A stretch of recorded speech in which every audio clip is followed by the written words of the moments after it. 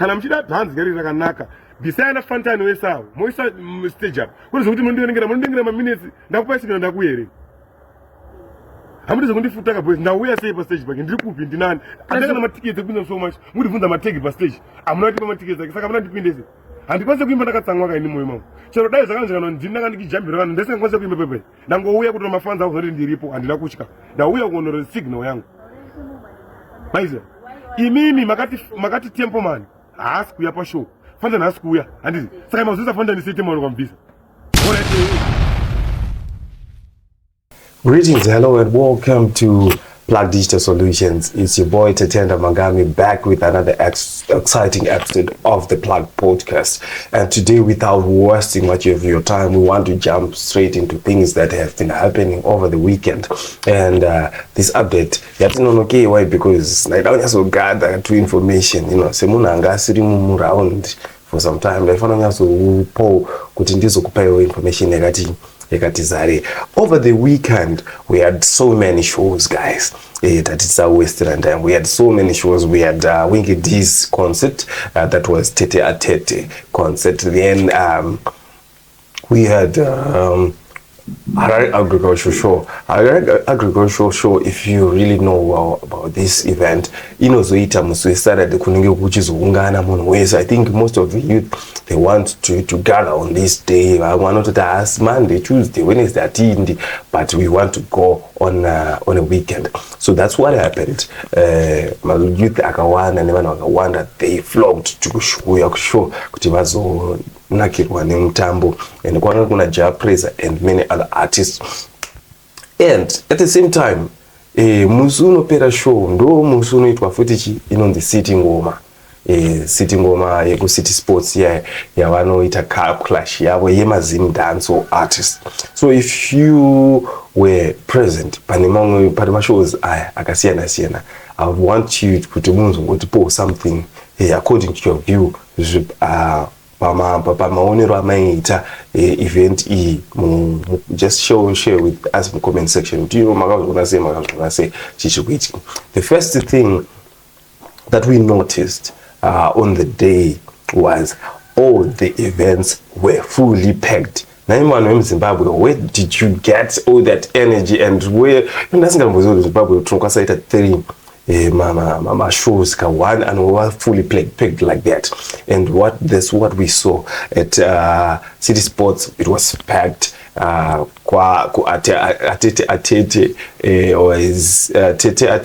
was packed. These Ja Praiser's event, it was packed.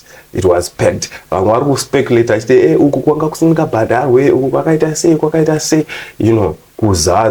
kuzadza and kuzadza awuzadze nevanu vasingakufariri, right? And there was a matter of choice that was being factored out here. So that was Yokutanga. So what happened is wakaenda ku City Sports vane mufariro wavo wavakaita vakafara singaite pakazowanikwa pane a winner, which I'm going to allude in the segment yakutoteera kuti ndiani akaita sei akawina ku City Ngoma uko. So if you are a new subscriber here, a new viewer here, do not forget to subscribe. Why? Because straight and we're going to be giving you more content almost every day, guys. And content so do not forget to subscribe. We're just going to take a little bit of your time to catch up, right? Sitting Ngoma, a lot of people they were happy, but the reason why I'm now talking about this part is because kune munyimba anonzi Knonangale ndakazomuonawo on a Sunday morning, a video ranga to me 2 hours. He expressed what he felt about the show and the so-called DJ angaripo arikutaura about DJ Fantan anakuvanza panyaya iyi akataura bluntly akataura kuti Fantan anga asingafanire kubatika pastage kana Godfather Templeman wasn't there as well because vakamisa anzi Godfather vakamiswa nechichichi anzi and Clush nemunhu kana pachinge pane vanhu vanenge vachitotora side kudhara. That was according to Knonangale's view, and akatopromisa Knonangale akati aiwa Fantan ukaramba uchita iyi ndokutadzira and akazvitaura akapfeka camouflage uniform camouflage. Hatisi kuziva kuti mukomana muto here machokwadi kana kuti it's just a brand ambassador kuti anofarira ma outfits aya sara imimimbi ready chapva chapindirwa nemauto awawa fambiwe madeko. I want to make it clear so the interview about this ndabva ndangotaura kumafans angu inini andamwa ndikudzanyaya kunze kumafans angu inini wachindifonera achitaura nawe Clush ndakavaudza kuti this Clush ka handidi Clush naMadviper akafa kudhara, but I'm doing this for the love of music kuti mukomana adzoke mugame akaitoka map keduka. This Clush atikuita tikuronga zvinhu zvebasa haisi personal Clush yenge iri personal yangu nambida iyi handiti yenge iri personal Clush handite Clush yemunhu asiri kuti akapera kudhara ndakapinda akabuda. One Madviper kwandiri nini mukoma akapinda kudhara music, but ndakangoita zvinhu for the sake of zvakatakaurira invita vakandidedza kumeeting vana. Fantan haasi kukwanisa kuwanika Fantan haasi kuwanika pastage pashow yenyu naMadviper handiti haasi kuwanika papi ipapo. Imuri kuita show yenyu muri wangani muri two chesa mumwe DJ ari kuiswa pacho pemaritim and all right tikapinda tese tomira pastage munhu oraipa tutanga show 1 2 inini munoridza inarisi pastage munoridza rhythm rangu siri pastage inini for what reason andanga ndipa signal ndikuridza ndakutenga ndiri kutyika Clush ka 1 alright ndikupinda pa Clush pacho inini muri kundipusha kudzoka break muri kundisundidzira muri kundiita sei ndifana kuita sei inini 2 ndopinda pa stage pacho alright Madviper awina handisi kuramba boys sekutaura kwamuri kuita. I wish kuti mapromota angu mona muhayei zvinhu zvake zvichinje. Ana Fantan hawana rudo boys dai vanga vane rudo ka waifanira kuramba waipusha Madviper awana kushanda munhu ari kupisa panguva iyoyo ndo vanhu vaiva vane chimwe chana Shaka Zulu chichi yavaziva chatakaramba isusu hatina nguva yekutya handisvike Fantan who is he kwandiri handiwanike kwamasvikedei handiweneka ndakupinda nechiusipo ndakapinda ndega neamwari wangu inini maiziva inini musandiite atikeke kuti iwo wana jagratics vanondidedza kushow ndipeka mari yangu boys ndinendesekire ndipei mari yangu wani hamuna mari yamunondipa ndagara mota itikurangana dzemari kumuzaridzimba stage mafoni awadairi mufisi kwacho anenge wasvika tiri busy saka muna ndite chi alright 2 step inini handisi kurwadziwa neClush kana chi ndikuti kana muchida bhanzi gari rakanaka bhisai na Fantan wesawo moisa stage up kuti munondinengera maminutes ndakupai signal ndakuhere hamudi kundifutaka boys ndauya sei pa stage pake ndiri kupi ndinani andanga na matiketi ekupinda so much muri bvunza mategi pa stage amuna tipa matiketi ake saka muna ndipindese handikwanise kuimba ndakatsamwaka ini moyo mangu chero dai zvakanzvikana ndinanga ndikijambira vanhu ndisingakwanise kuimba pepe ndangouya kuti mafans avo zoti ndiripo handina kutya ndauya kuonera signal yangu maiziva imimi makati Templeman haasi kuuya pashow Fantan haasi kuuya handiti saka mazuisa Fantan sei Templeman kwamubvisa alright Madviper ndoyokwa Templeman Madviper ndoyo kuChusport ngadi kuza Templeman wokumauto alright zvaiteka zvinhu zvacho hapana makutanga kundiverengera maminutes maisitera makusarira ndimike ndachikona live kandi mota ngati makusarira namasini makuwanika makutanga kuti countera mamuda zvinhu zvingani plus maminutes akaundwa uchipinda vachitokuona grandi zoriziya I know mutaka kundipusha boys asi kuda interview about this mablogger timu rangu remaningi interview sorry zvinoda interview about this ntaura pamwe pangu kuti mafans angu inini musandi ndozviziya chaita nditaure nje kuti ndaona kuti ndizotenga mene mabhadhara mari kundoonawo paipai vakaona kwakandisapota but saka ndauya kuzokuratidza ndiripo but hatisi kuwirirana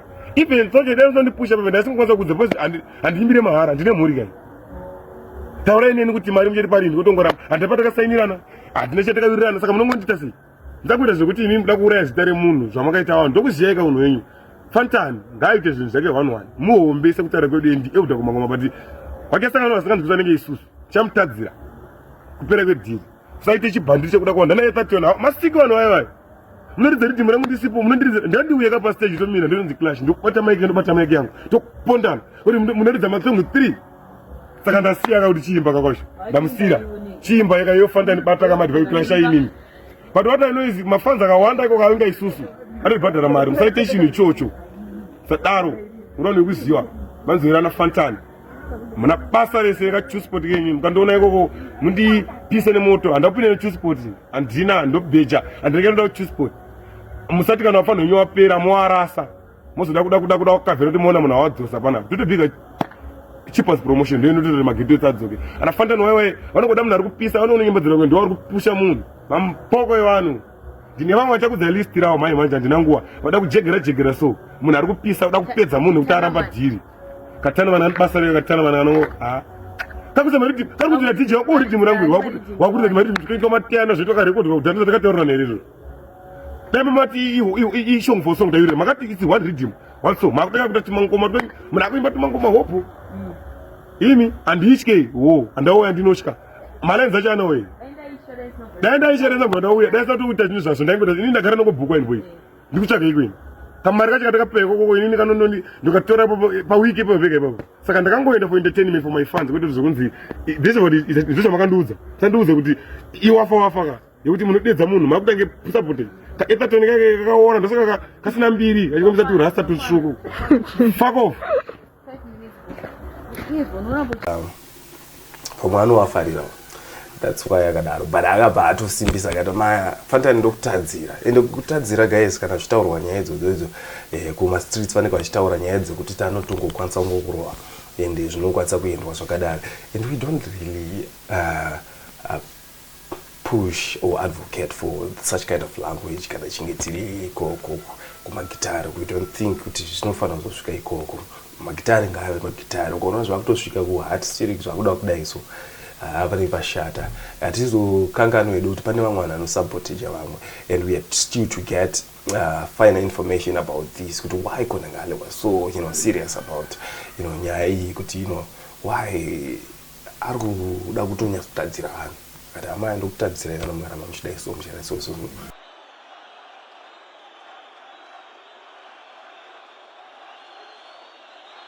tomuverengera here ngati momupa 2 minutes tono tanosvika here because tapfirira kare tichimudaidza naika ngati momupa 2 minutes tomuverengera ozoziva kuti takamudaidza naika mauto Knonangale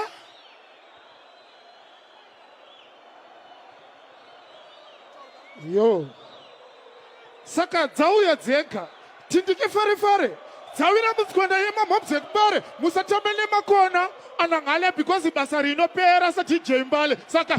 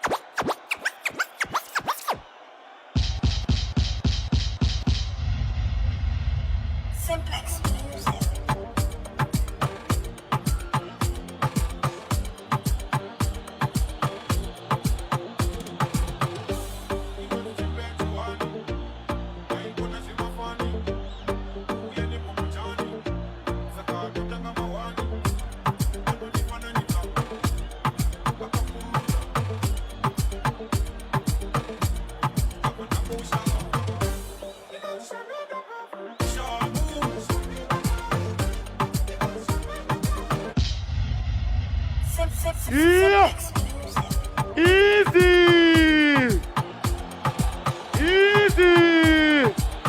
Follow my father. Follow. Chapa chapidirwa ni mauto. Knonangale. Masiplex. Creepy. Yo mangwero. Wani wabi. inonzi chimbecho hani inorikita ngoma ikona zvemafani Knonangale chatouya nepombo chani tanga kwengoma saka totanga mahwani dambudziko ranonifananisa yakaimba magogo akabururudza kugoma shiri takazangofani katora mkomeni kama yo yesoyo wela hanzi zonizo uniform yecamouflage ikatindivara makutoti original mugoma lefus straight Robert Viper expanded by winner and then Ramadan started Vendra Mberere ari kuti kushata kungepe iwebe kushata ka 7 kushata sa power kushata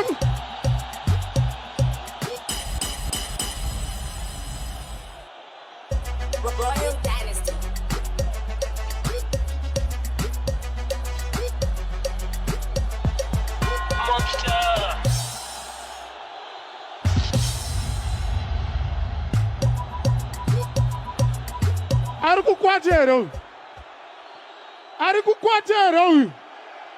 Ari kukwatera uyu. Next rhythm DJ turn around. Royal Dynasty. Next rhythm.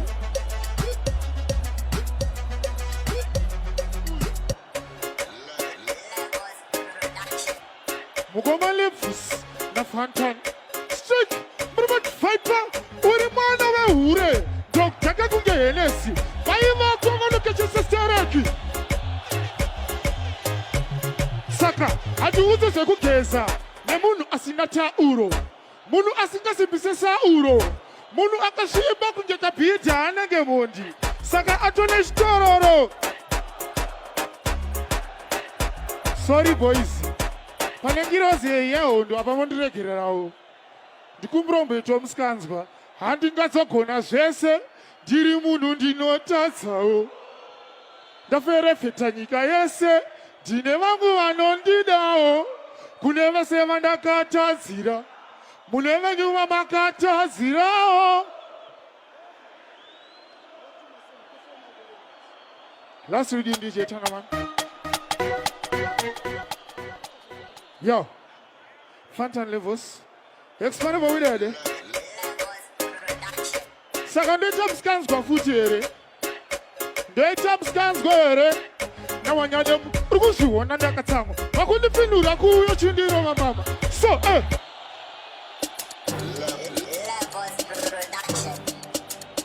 Captain, expand over there. Okay, second story obvious. Ukashare 10 power. Akuna suspect no kundari kifaya. Sunu sasa singa cheke sai pasipano asaka cheke zes. Imoja ajaza izwa. Ingorinyo yokushata chete itaka picha as. Ko kushimba kasi yako pachere makufasi makungetu tamka takarima. Saka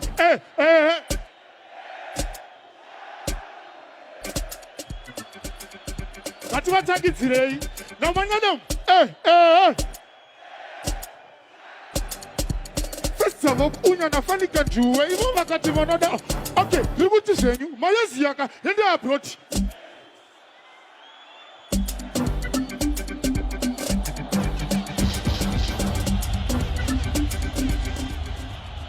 Mad Viper. Hold on there. Hold on. Mad Viper, come, Zoka mfanong. Zoka pa stage. Hakuna sting yakadaro naye boys ziri kwerezozo. Saka ndiana wina manje. Hakuna sting yakadaro but anyway, Mad Viper. Usatize mafans yako vakuita welcome, vakufarira, vanakirwa newe. Tipo tumo mfanongo voenda. Mad Viper! Mugoma levels na Fantan. Straight Robert Viper. Expand by winner and then I'm another. Utsema utu pambile. Utopu ustikile. Ukila trila ublokile but utu blot. Upelile saka. First of all, unya na fani kanjuwe. Ivo wakati wanoda onto tomoti.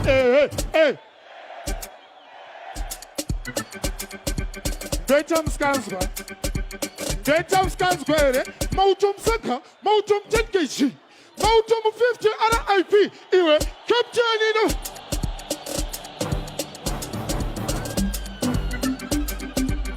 Holande. Yo. Inina ndidi kudhisa mamwe ma-artist. Tanga takasimbisana kuti sting ndizvo here. Mad Viper versus ani? But yaitwa na Knonangale andakunakirwa naye. Ngatiomberere maoko Mad Viper. Thank you Mad Viper. Pick up yourself Mad Viper. Sting. The difference yanga iripo kusiti ngoma nekutete atete, it was mostly about the price. Everyone angari kusiti ngoma aikwanisa unge achitodawo kunge ariko kutete atete but maprice akutaurawo mazita wengi this standard price yeshow yese was $20. Yeah, pakubata malevels anamudharatuku so yekuti mudharatuku waikwasingoperformera kana 30 minutes 60 minutes uka 20 kapeti kako, and it's something that that is there and zvinhu zviripo kana kubrand rako kura so, and that was the thing that segmented the market on the day. Zimdancehall yaidiwa zvekurevesa on this event, and ndakatozviona Zimdancehall yange yakazara uku, and also papa ne line up inana Saint Flow, you know, siyana izvozvo zvakatoita kuti segment yekusati kunge kuchiita kachirungu, then ku-city sports kwanga kune maghetto youths, and maghetto youths you know how they behave. Maghetto youths kana vachinge vati sikuda chakati takati, and also the judgment was passed kana kumaghetto youths, the judgment Clush here was passed nevanhu vakasimuka so vachisimudza maoko vachita sei, and Passion Java the prophet had this to say about nyaya dzekusimudza maoko. So I think avanozvenzwisisa better because he's more into, he loves music, he's more into this item. It's also, he was promoting, it's still promoting these people. So let's hear from Prophet Passion Java about this event.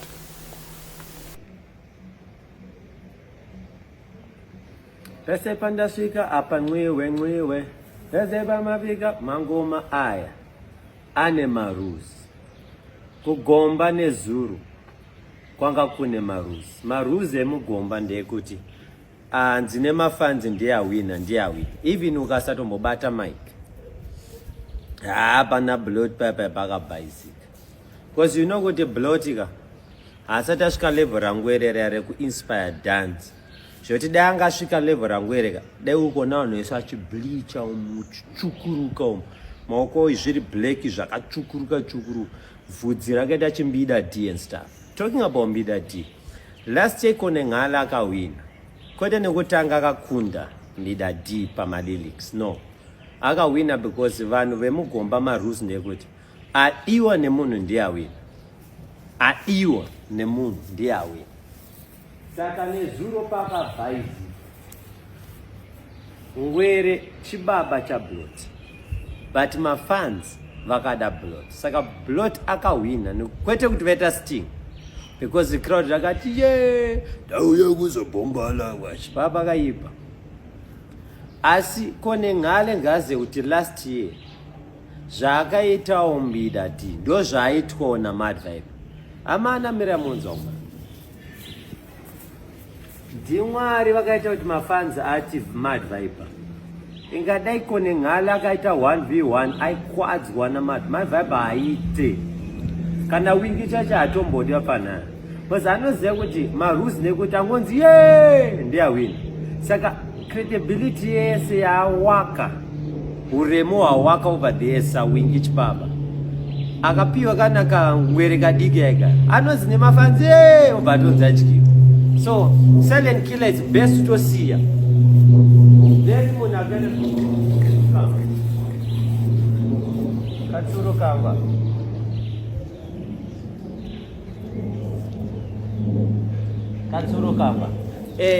Mad Viper chibabo munakaita sa Knonangale ngasiye zita raFantan, because last year Fantan angari pastage. Fantan aone munhu esanika ari mugaba mugomba but nezuro ka you find kuti Knonangale mauto akautuka akandivese pawachikava ngiwe ndikandibaya vada endayenda vada anared and conquering. God bless you. Mangomane marus but selling killer. Next time send a gumba offer mari ndo part times 2 because level rako wapi zara vana level rekwa soja love rare kuti ana doba dona nani wani kwa kungonyauka ayinga